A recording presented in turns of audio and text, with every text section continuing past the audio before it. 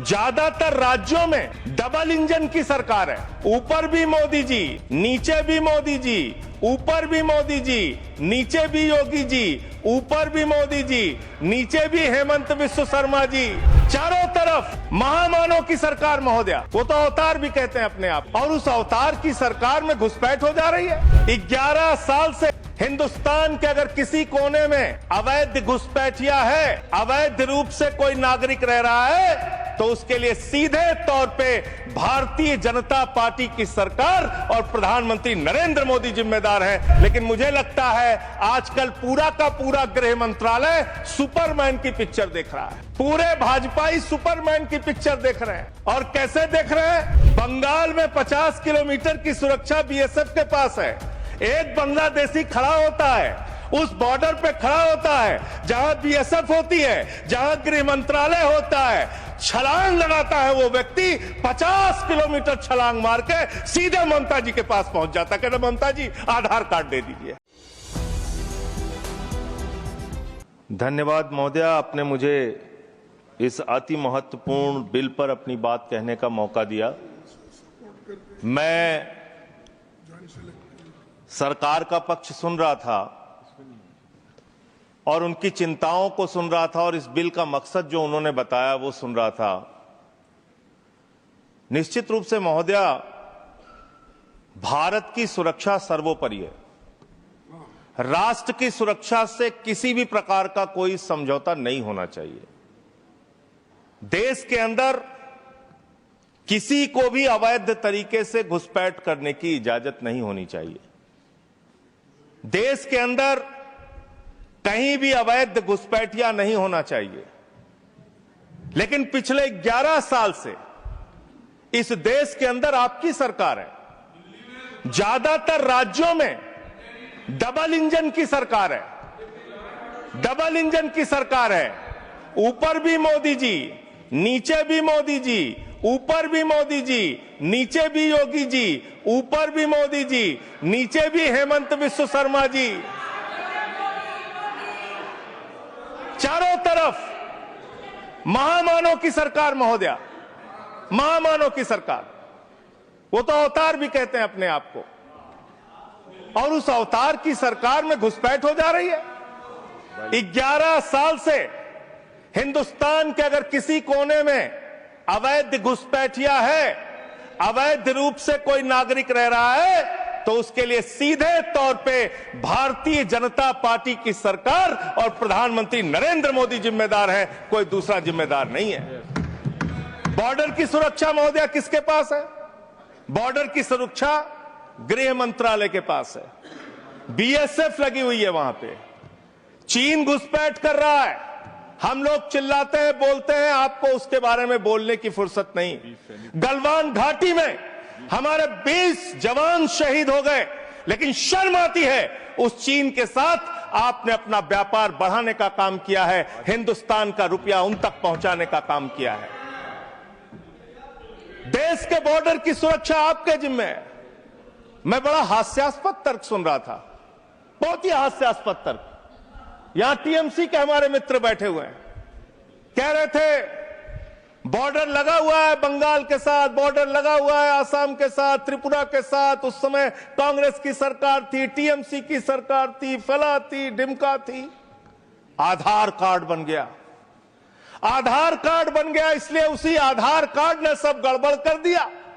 और उसी आधार कार्ड की वजह से एक बांग्लादेशी घुसपैठिया बंगाल से चला, आसाम से चला, त्रिपुरा से चला, झारखंड पार किया, बिहार पार किया, यूपी पार किया, दिल्ली आ गया। और ये बेचारे देखते रहे, इन्होंने कुछ नहीं किया। और मल्लिकार्जुन खड़गे जी भी बैठे हुए हैं, ये भी राज्य में मंत्री रहे हुए हैं। माननीय लोपी साहब, प्रमोद तिवारी जी भी राज्य में मंत्री रहे हुए हैं। इन दोनों से भी पूछ ले सरकार के लोग, ये भी आपकी मदद कर देंगे। किसी राज्य के अंदर कोई व्यक्ति आ गया तब उस राज्य सरकार की जिम्मेदारी होती है। लेकिन मुझे लगता है आजकल पूरा का पूरा गृह मंत्रालय सुपरमैन की पिक्चर देख रहा है।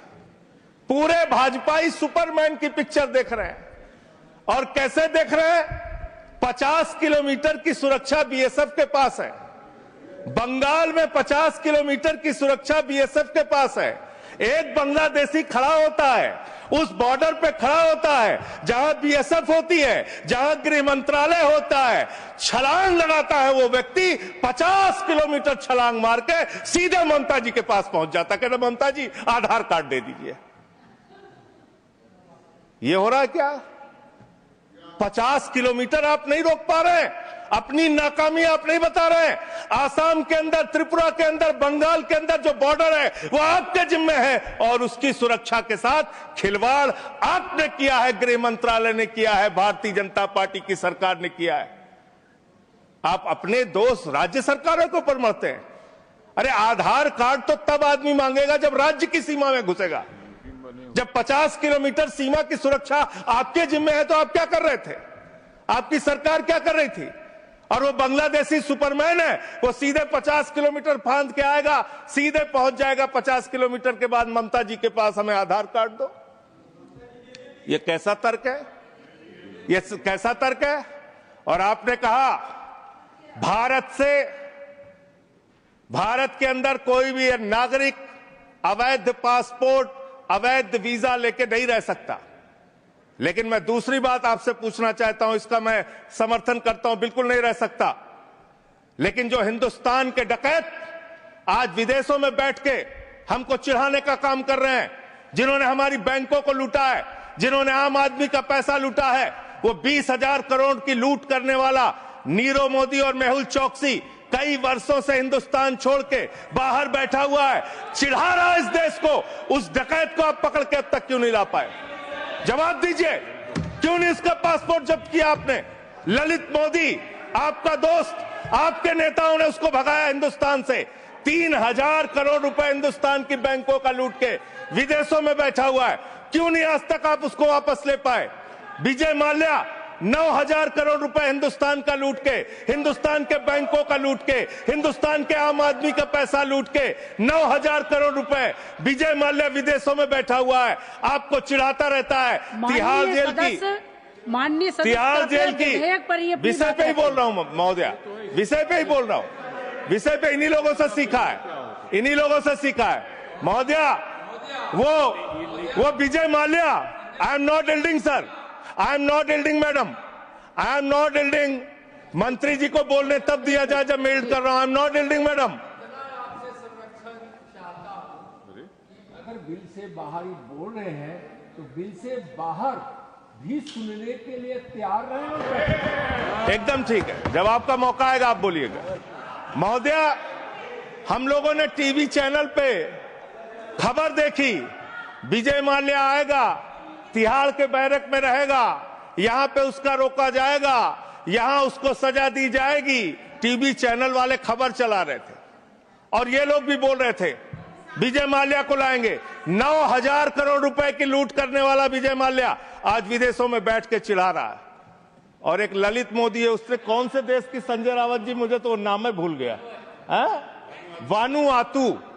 बानुआतू की नागरिकता ले लिया उसने।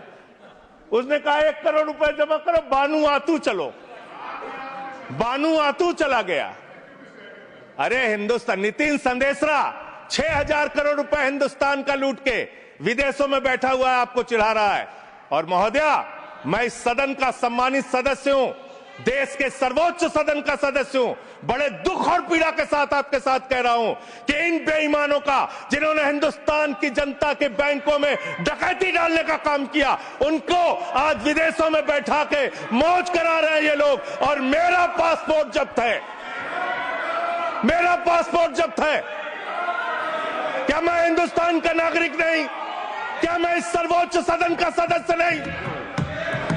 मैं मेंबर ऑफ पार्लियामेंट हूं, मेरा पासपोर्ट जब्त है। मैं कहना चाहता हूं इनसे, अगर वास्तव में तुम्हारी नीयत साफ है तो आज हिंदुस्तान के अंदर 50 करोड़ से ज्यादा जिन जिन लोगों का बकाया है, सबका पासपोर्ट जब्त करो, कोई हिंदुस्तान छोड़ के भागने ना पाए। सबका पासपोर्ट जब्त कीजिए।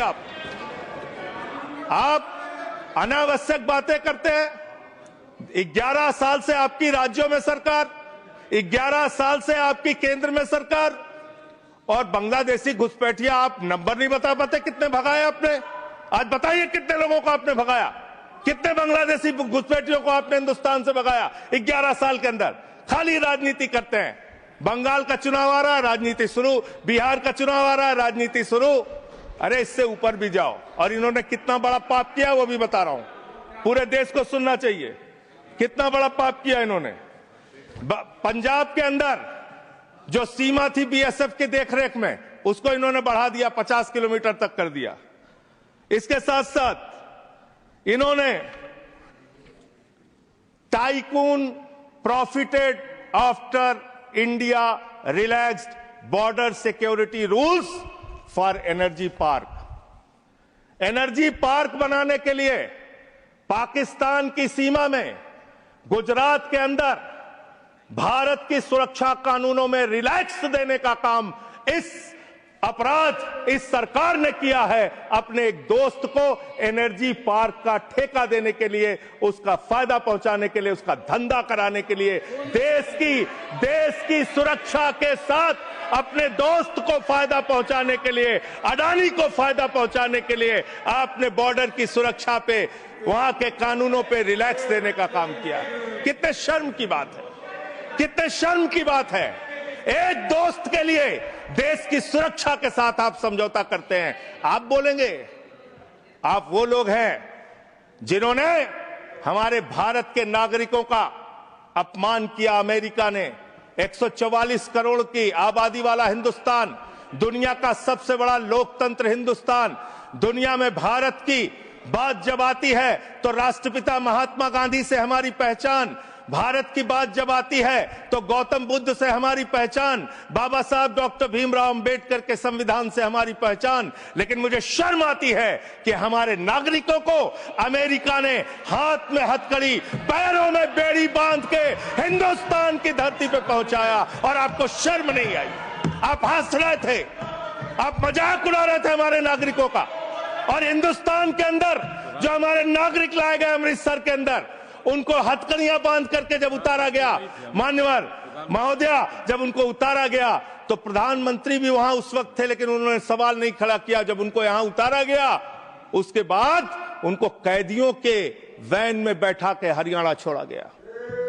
ये कर रहे हो आप लोग, ये कर रहे हो आप लोग। बॉर्डर की सुरक्षा के साथ सबसे ज्यादा खिलवाड़ करने का काम इस देश में, घुसपैठियों को सबसे ज्यादा पनाह देने का अब पाप अगर किसी पार्टी ने किया है तो उस पार्टी का नाम है भारतीय जनता पार्टी, और उस सरकार का नाम है मोदी सरकार और उसका गृह मंत्रालय। फालतू की बातें मत करो, फालतू के बातें करना बंद करो। देश के अलग अलग दुनिया के अलग अलग हिस्सों में अगर इस देश की बैंकों को लूटने वाले चंद पूंजीपतियों को बिठाने का, मौज उड़वाने का अपराध अगर किसी ने किया है तो नरेंद्र मोदी की सरकार ने किया है, एनडीए की सरकार ने किया है, आप लोगों ने किया है। आपको बोलने का कोई अधिकार नहीं है। हम राष्ट्रभक्त थे, हैं और रहेंगे। आपसे किसी भी प्रमाण पत्र की जरूरत नहीं है। आप लोगों का इतिहास हिंदुस्तान की आजादी के आंदोलन में गद्दारी का इतिहास रहा है। बहुत बहुत धन्यवाद महोदय। अगले वक्ता के रूप में